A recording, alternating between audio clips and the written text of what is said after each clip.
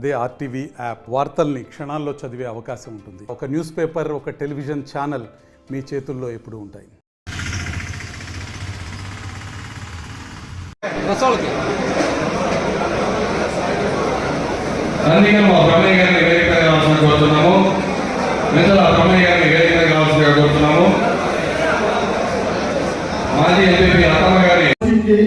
ఇంత కీర్తినిచ్చినప్పుడు ఈ నియోజకవర్గం తిరిగి మేము కూడా ఏదో ఇవ్వాల్సిన బాధ్యత నా భయం ఉందని కూడా నేను తెలియజేస్తా ఉన్నాను. కాకపోతే పనులు కొంచెం ముందు వద్దు వెనక ఉంది. మనం ఒక సిస్టంలో ఉన్నాం. గత ప్రభుత్వం సిస్టమ్ లేదో సార్ అడగచ్చు, మీరు తప్పలేదు. ఆవిడ సిస్టమ్ తప్పంటే 11 సీట్లు పరిమితం అయ్యాడు. ఈరోజు నేను గౌరవ మంత్రివర్గ గారు కూడా చెప్పదలుచుకున్నాను. తెలుగుదేశం పార్టీ సభ్యులు ఉన్న ప్రతి కార్యకర్తని ఏ అధికారి అయితే గౌరవించడో వాడిని అర్జెంట్ గా కాన్సెంట్రేట్ తీమని కూడా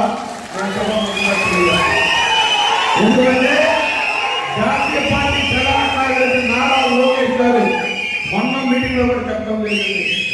జెండా మోసిన కార్యకర్తకు గౌరవం ఇచ్చినప్పుడు ఆ అధికారి ఉండటానికి లేదు ఇక్కడ. ఎందుకంటే కష్టాల్లో మనం ఉన్నాం. అధికారం వచ్చినప్పుడు వేరే వాళ్ళు ఎవరు వచ్చారు ఆనందపడటం కరెక్ట్ కాదు. ప్రతి ఒక్క అధికారి మన కార్యకర్తలు ఆఫీసులో గౌరవించాలి, కూర్చోబెట్టి వాళ్ళు చెప్పేది వినేంత వరకైనా పనిచేసే వరకు ఉండాలని కూడా ఈ సభాముఖంగా తెలియజేస్తా ఉన్నా. ఈరోజు కొన్ని గ్రామాలు వేమవరం మరిపూడి మండలంలో 30 ఏళ్ళ నుంచి 3 వర్గాలు ఇప్పుడు ఉండానే ఉంటాయి. ఎలక్షన్ వచ్చేటప్పటికి తలుపులు వేసుకొని కొట్టుకుంటారు, మళ్ళీ ఓట్లేసి గెలిపిస్తారు. అదొక వెరైటీ ఊడది. కానీ ప్రభుత్వం వస్తే ఎప్పుడు 3 వర్గాలు 30 సంవత్సరాల నుంచి ఒక తరం మారుతుంది. కొత్త ఓటర్లు వచ్చారు, ఆలోచనలు మారినాయి. రాయలసీమ లాంటి ఏరియాలోనే ఫ్యాక్షన్ అరికట్టి అభివృద్ధి చూపిస్తే నిన్న కడప పోతే ఎంత అభివృద్ధిగా ఉందంటే కర్నూలు కానీ కడప కానీ రాయలసీమ ఇంటి నిర్మాణానికి మన ప్రభుత్వం నిధులు మంజూరు చేస్తుంది. ఇంత పెద్ద మొత్తం ఎవరు కూడా ఇవ్వాలి. కేంద్రం ఇచ్చే 2 లక్షలకు అదనంగా ఎస్సీ బీసీలకి 50,000, ఎస్టీలకి 75,000 ఇస్తున్నాం. ఇవన్నీ మనం చెప్పుకోవాలి. మీ ద్వారా లబ్ధిదారులు కూడా మనం సెలెక్ట్ చేసుకున్నాం.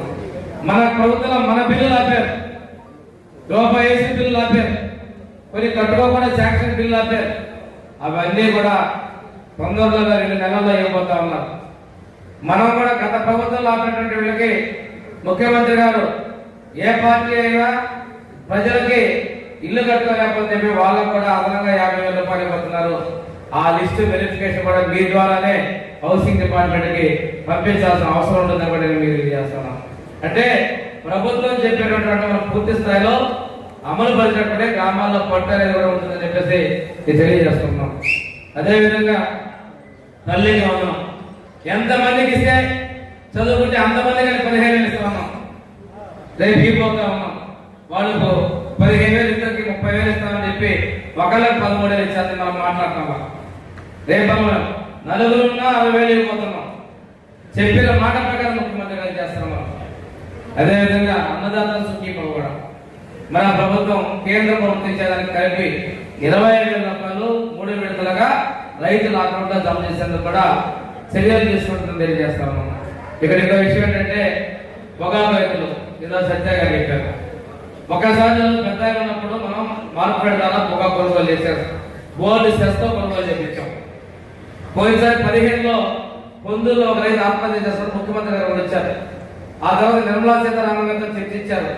మేము 1,500 రూపాయలే క్వింటాకి ఇస్తామంటే రైతులకు గిట్టుబాటు కోసం 500 రూపాయలు అదనంగా కలిపి 2,000 రూపాయలు పొగాకు కూడా రైతులు ఆదుకునే చరిత్ర మందే. ఆ తర్వాత మరిన్ని వీడియోస్ కోసం ఛానల్ ని సబ్స్క్రైబ్ చేయండి. లేటెస్ట్ అప్డేట్స్ కోసం వాట్సాప్ ఛానల్ ని ఫాలో అవ్వండి. అండ్ లింక్ డిస్క్రిప్షన్ లో ఉంది.